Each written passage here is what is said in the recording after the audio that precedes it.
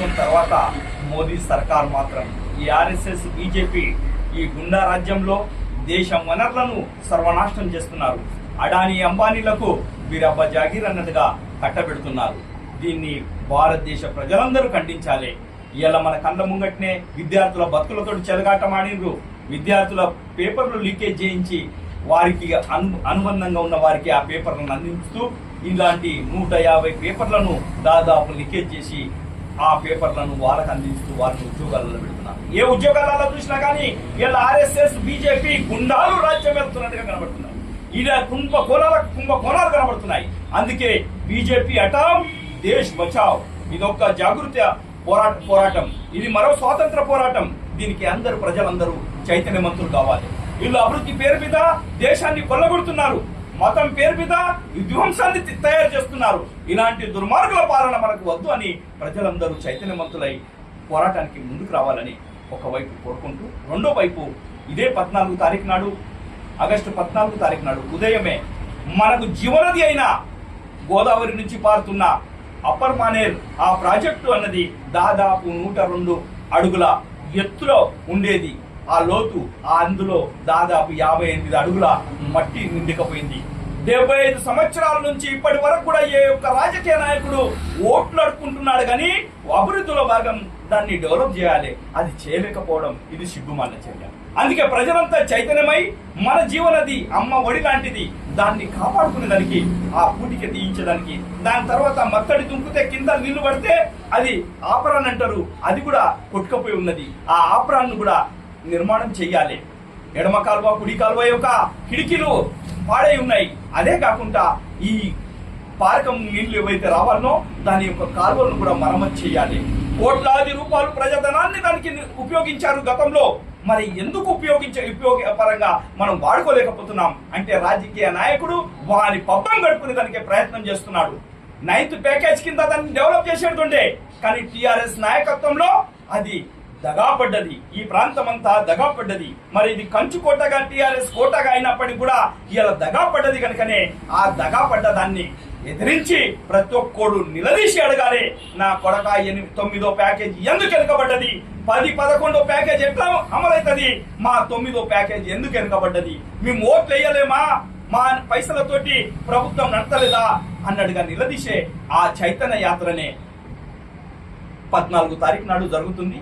మరి ఈ సభను విజయవంతం చేసేదానికి రైతులు మరి మేధావులు ప్రతి ఒక్కరు చైతన్యవంతులై మన ప్రాంతాన్ని మనం కాపాడుకునే దానికి పోరాటానికి సిద్ధం కావాలని పేరున కోరుకుంటున్నాం. మరి ఆ సభను మేము విజయవంతం చేసేటప్పుడు బస్సులలో ఇంకొన్ని విషయాలు మేధావులుగా మనతోటి వచ్చి వాళ్ళు మాట్లాడతారు.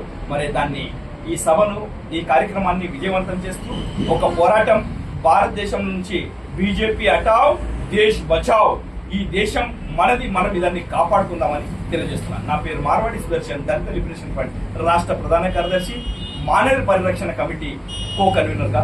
జై భీమ్, జై తెలంగాణ.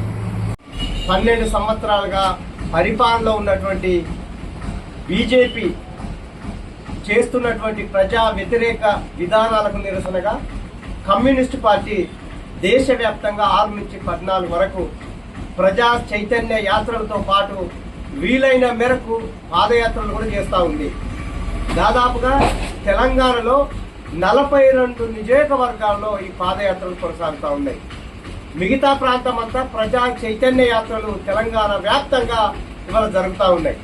అందులో భాగంగానే రాజన్న సిరిసిల్ల జిల్లాలో 6న ప్రారంభమైనటువంటి ప్రజా చైతన్య యాత్రలు 14వ తారీఖున గంభీరపేట మండలం నుంచి ముస్తాబాద్ మండలానికి చేరుకుంటుంది. ముస్తాబాద్లో 14వ తారీఖు సాయంకాలం 6 గంటలకు ప్రజా చైతన్య యాత్ర ముగుస్తుంది. ఆ సందర్భంలోనే ముస్తాబాద్లో భారీ బహిరంగ సభను పెట్టడం జరుగుతుంది.